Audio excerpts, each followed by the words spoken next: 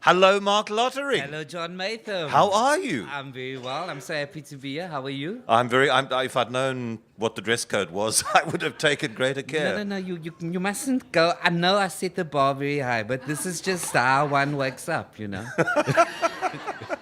It's fantastic that you got a return season of hashtag Lottering so quickly after finishing the sold-out first season. Yes, I like to call it a return season, but it was planned, and so because we only It's like had, the encore, you know. yeah, the encore it's always planned. act surprised, and so we had a phenomenal 3 weeks at the Baxter Theatre, and that is quite a short run for a Cape Town run because.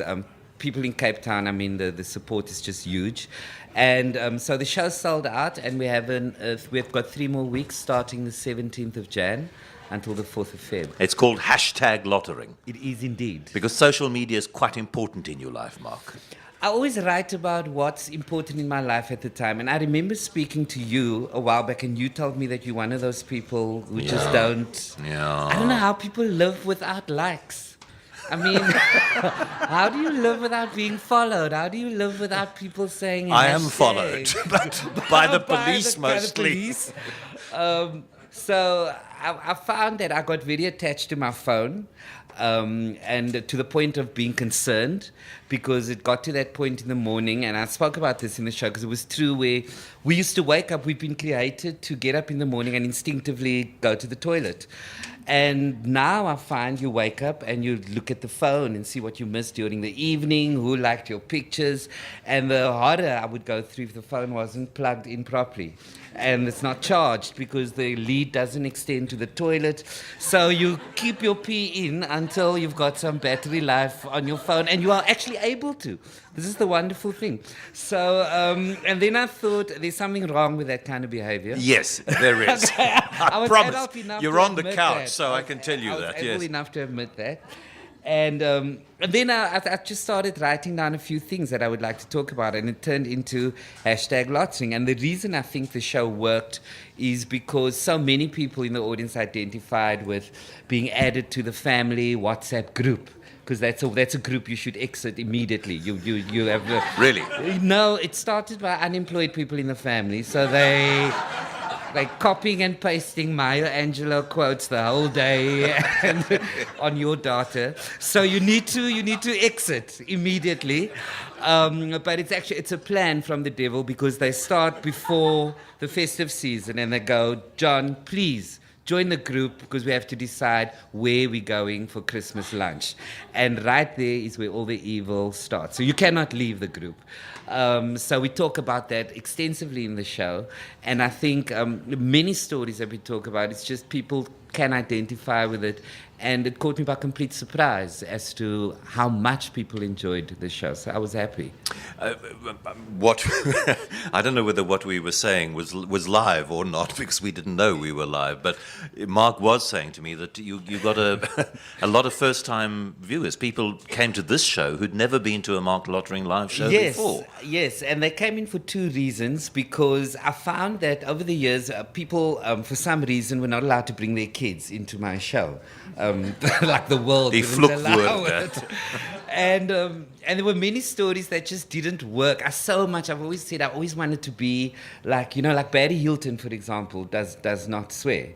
And I've always thought I want to be that kind of comedian where you can, where people can take you home to their parents and you can tell stories. And I've tried. I really, I have tried, but then you meet some people and you go, whoa. So it's been difficult. It's a journey that I'm on, and maybe one day we will talk and you will go, Mark, look at you now. I've been to a show, and for 60 minutes you were such a decent chap. So, but now I found that people are bringing their kids, are no longer kids. People are now 18, 19, and they're coming along with their parents to the shows. So those people are in for the first time. And then just other people who've been told by other people to come and see. Because in this show, I'm not doing my Auntie Mo, I'm not doing Smiley, not doing characters. So a lot of people also enjoy that, because the character audience is very specific. Is it really? I found that people need to, especially if I'm doing it outside of Cape Town, and particularly when I used to do it abroad, people love it, but they look at it from the outside. It's like they're analyzing me, and suddenly I'm like a genre. And I want to be a knows genre. genre, I would always say. So. And then when you're just doing the stand-up, you're telling a whole lot of stories, and there are characters within those stories, but it allows me a sense of freedom. But you said when you see a story is going down well with an audience, then you Yes. feel you can go off on a tangent. Yes. Do you do that quite a lot? In this show, it was very interesting because you kind of, it becomes tricky when companies book, because one person would buy tickets. It's always like, the girl on the 7th floor who thinks it's a great idea that everyone should go and see Marc Lottering. But it's just her thing. Nobody in the building knows who you are. But she's in charge of the budget. So she brings them. And the comedians in general, because all of us regularly talk about this backstage, of how we are terrified when that happens. When they tell us there are 300 people in from a particular organization, you go, oh, here we go. Because now, 299 are just standing, waiting for the party in the foyer and their gift. And they've got to laugh at the comedian. And then I find I don't go off into that other world where you can just, because you've got to just be very present, because there are many people there. They didn't pay for the ticket, so you're not no. None of them paid, I promise, Okay. but they're all right.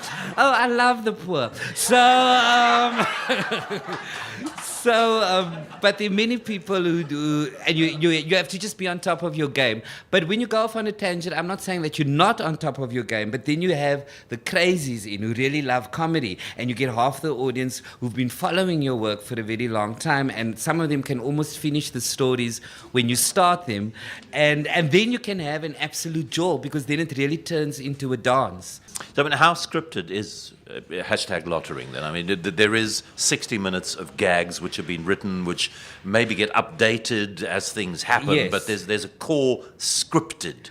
I've been very scared of the word gags ever since when I started working, because when people started calling me a comedian, I was very nervous about that, because I thought comedians are very clever. And they just fire from their hip. And I've considered myself to be more of a storyteller. So I tell funny stories in the show, and they're not... There are bullet points as to you're going to go here, you're going to go there, because there's certain things in the show that happen, which you will see, John, when you use your complimentary tickets this time round. Just decides is Suma not coming on the night. So... But there are things that happen in the show, nice little things, and the technical crew needs to know about that. In between those things, every night new things come up. And hopefully, if they really find out, remember... Come up in the moment, they come up. Absolutely, in the moment. And it's always about, if the audience is beautiful, like I can just feel these people all want to give me a tenth of their income. I'm getting that feeling.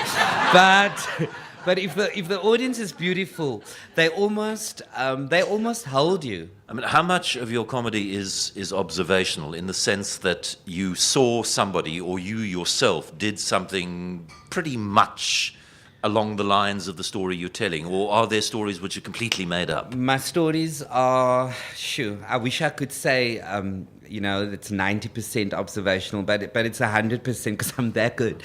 It's 100. I've learned a long time ago. I've been doing this for just over 17 years now, I'm told.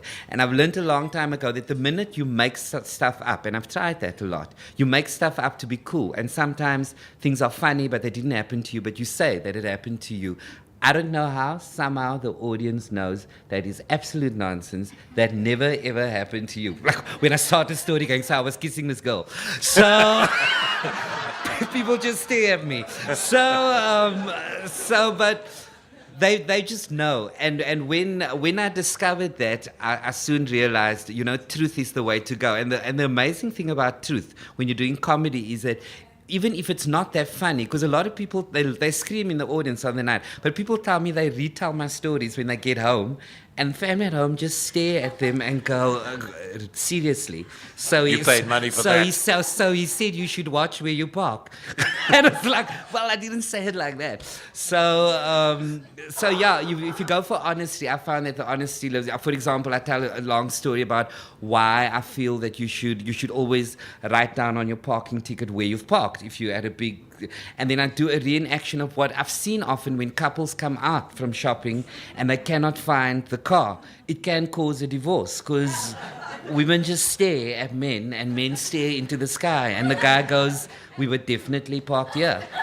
And she goes, but you need to tell me that you can see that we're not here now.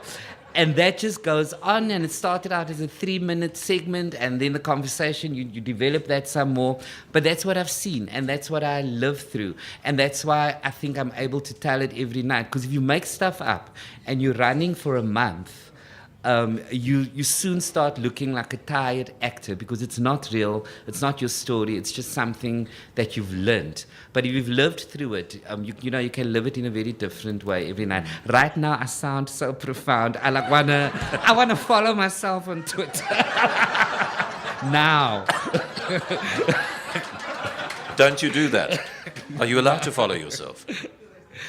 Would I like to follow No, myself? is one allowed to? I don't know the rules. No, one is not, but I'm sure after this someone's going to come up with an app listening to this conversation where you can follow yourself, like yourself, poke yourself. You never have to leave home. To go back to the characters, I do love your straight stand-up shows, Yes. but I also love the characters, and I'd hate to think that sometime later this year, or not later this year, but later next year, or in 2018, if we're still around, that Yes. I wouldn't be able to laugh at Smiley again. The thing about the characters, you would be able to laugh at them again, but I got to a point, the last show I did with the characters, I think was about 2 years back, and it was called This is Captain Lottering Speaking. And while I was on stage, I actually had the feeling that they had said what they needed to say.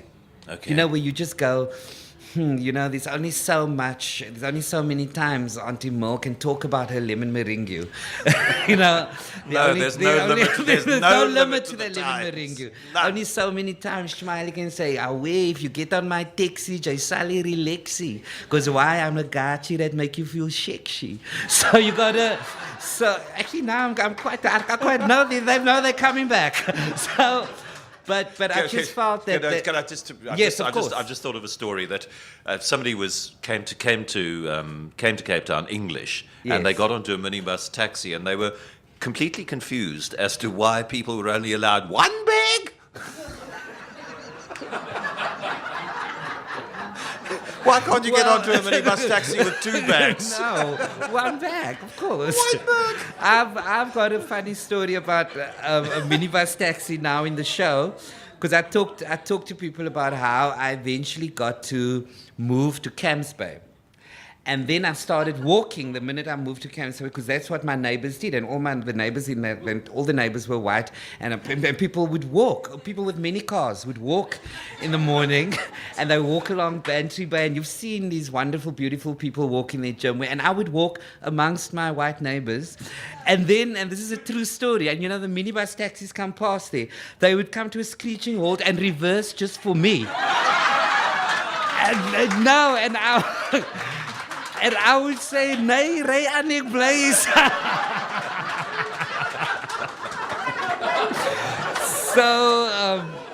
So there's nothing quite like our minibus taxis. Hashtag Lottering is on for 3 weeks from when? From the 17th of Jan. I know that people are saying, we'll get tickets then, book now. And I'm here, I'm actually God sent, because that time people will need laughter. They will, they will have a lot of debt. Marriages will, lots of things will be happening. So the only way through that is laughter to get you through that. So do you have a short story that you could use from the show that you could use as a trailer, just to attract these good people here with us and yes, good people at home, yes. just to let them know? Well, we start the show on when we talk about December. and the debt and how we live. On normal months, we live for the 25th of every month. And then if you got debit orders, of course, you don't tell the bank to put it through on the 26th. You tell them to put it through on the 2nd. So between the 25th and the 2nd, you believe that that's your money. You really believe that that's your money. But you know, and then you're okay once the money comes through, and then the 19th of the month again is when you can feel God is testing you. The 20th is that tension at home where your wife's, the only time of the month your wife's looking at you with that eyes going, you the provider. The 23rd, you open even the fridge is quiet. The fridge isn't even called Defy anymore. And you open the fridge, and there's just that white light in the fridge. We'll be optimistic. We look behind that light, and the guys even shout to their wives, you know, is a peanut butter in the fridge or in the cupboard? So these are the things we talk about. We paint a little picture at the end of the month, and we talk about how nobody ever leaves. There's always old coriander or parsley in the fridge, and that's the only thing at the back. We watch it getting Philip. We just stare at it.